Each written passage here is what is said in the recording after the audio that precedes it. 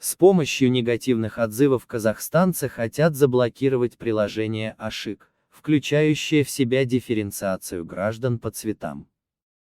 Приложение по регистрации вакцинации через QR-код оценивается негативно, всего 1,2 из 5 баллов.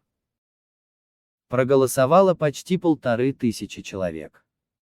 Большинство негативных отзывов. Это у Android, но схожая ситуация и у Apple, также низкие оценки и критические комментарии. И это результат того, что государство не слышит мнения граждан, сами принимают решения в закрытых кабинетах. К чему это может привести?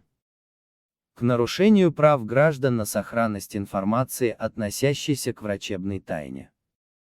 К риску утечки личных данных вместе со скачанным приложением. К незаконному ограничению их передвижений. Но и для бизнеса это не очень хорошо.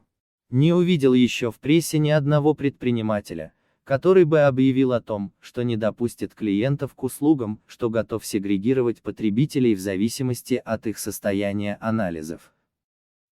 Пока не поздно, надо отменить, говорится в публикации.